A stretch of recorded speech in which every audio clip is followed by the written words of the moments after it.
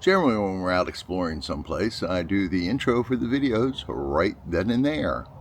But the day we were at the Gettysburg National Cemetery, it was overcast, it was cold, threatening rain, so didn't really have a chance. It was kind of interesting that, maybe 2 hours later, if that long, we went down to the Eisenhower farm, which is like 5-7 miles away, and the day was beautiful, sun shining. And if you're interested in seeing that video, I'll leave a link down below, put a card up there. That was a very nice trip we took down to the Eisenhower farm. So when we were back in Pennsylvania, we decided, hey, let's go see where Abraham Lincoln delivered the Gettysburg Address. It was a very interesting trip, and I want to share it to you. And hey, if you like the video, please consider subscribing to the channel. It's just a little button right down there. Just need to click it. That's all it takes. One click, you can subscribe to the channel, and I greatly appreciate it. Well, let me show you around the cemetery.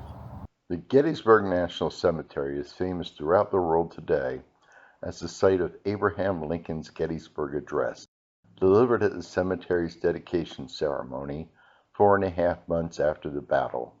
The monument, just through the entrance gate and to the right, the Lincoln Speech Memorial, honors that moment and the 16th President's words. Behind the Lincoln Speech Memorial are some of the 3,307 post-Civil War burials in the National Cemetery. The cemetery contains the remains of American soldiers and dependents from the Civil War through Vietnam. Officially closed in 1972, family plots remain for dependents of veterans already interred. The brick speaker's stand inside the cemetery entrance and to the left was built in 1879 and is known as the rostrum.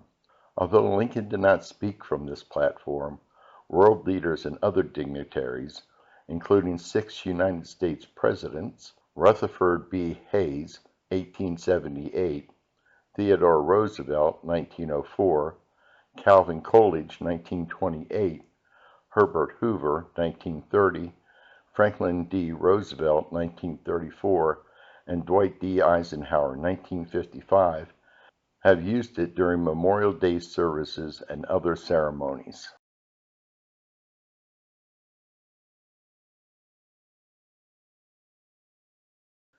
The Lincoln Address Memorial is unique. It commemorates the speech Lincoln gave here and not the man himself. Thus, it is one of the few memorials in the world dedicated to honor a speech.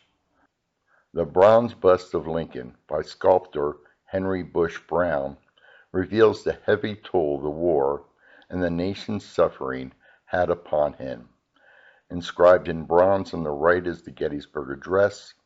On the left is the letter Lincoln received inviting him to speak at Gettysburg. The recovery efforts began almost immediately following the battle. While relief for the wounded began to trickle in, the dead were hastily buried in shallow graves across the battlefield within 1 week of the battle.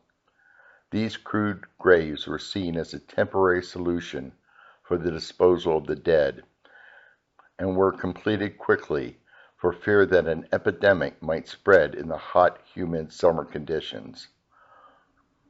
The markings of these burials were also very rough and temporary, typically a wooden board with the soldier's name written in pencil placed at the head of his grave.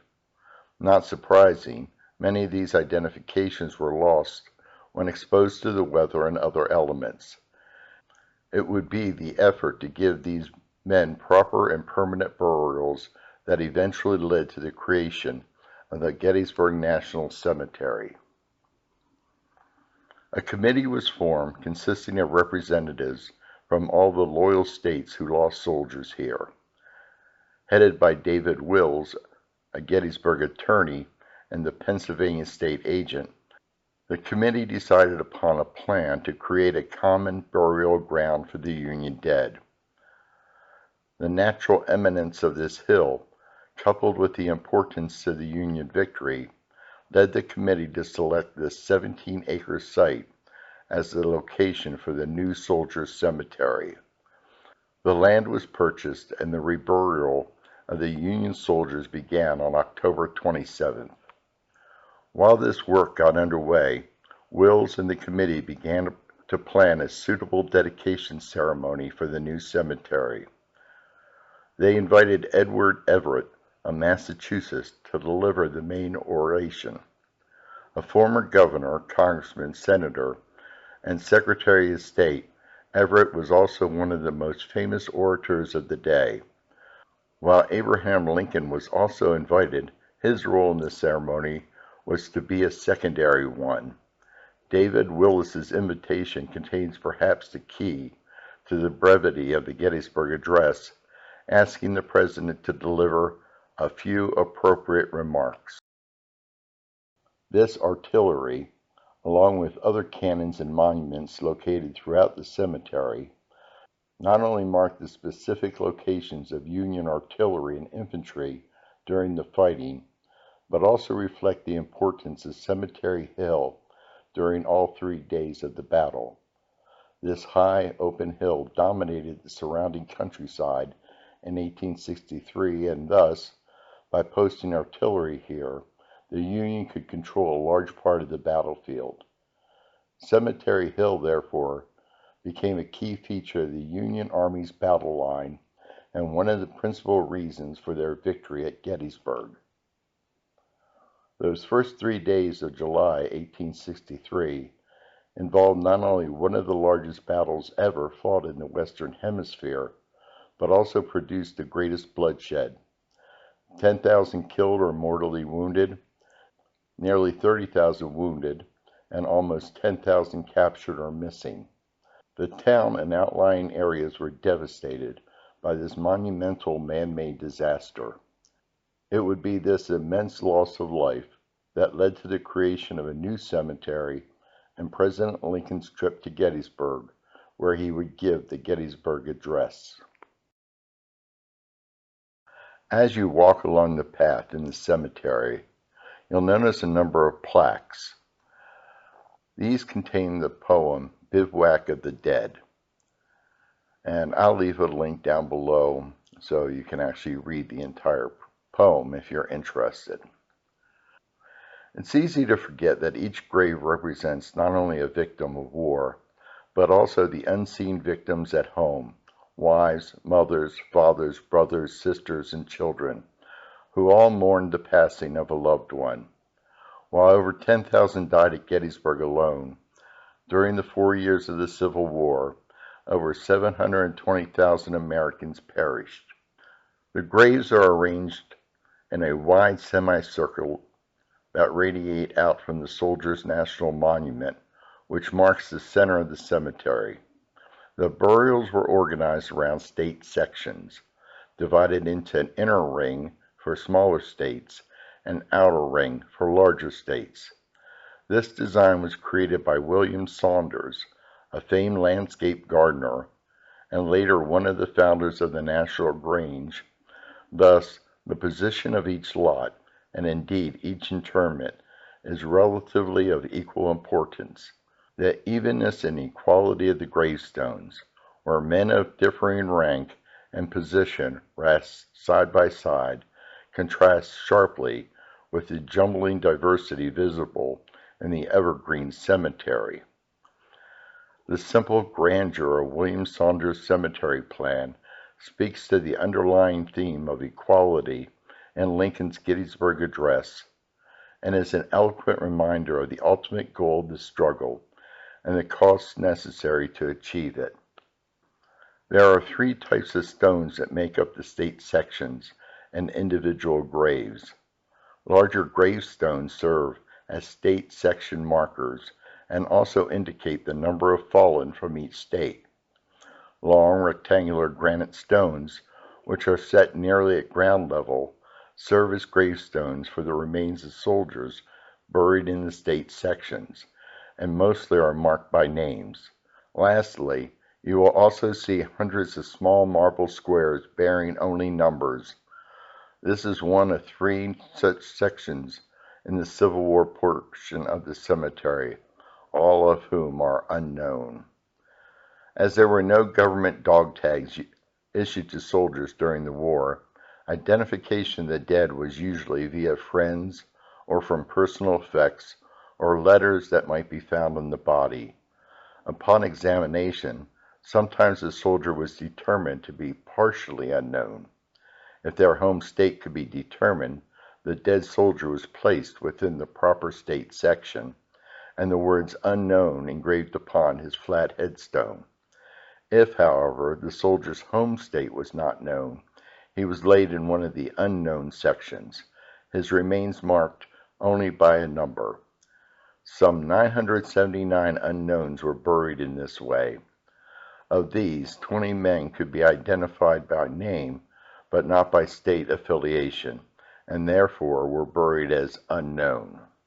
In addition to the attempts at identification, each soldier received a proper reburial, with the remains being placed in a pine coffin, which was then buried to a depth of 4 feet. The reburials were not completed until March 1864, nearly 5 months after the work had begun.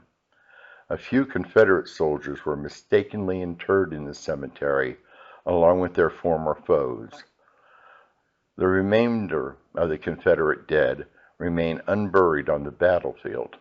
Between 7 to 10 years after the battle, these Confederate remains, over 3,200 altogether, were returned home to 4 primary locations: Richmond, Virginia; Raleigh, North Carolina; Savannah, Georgia; and Charleston, South Carolina.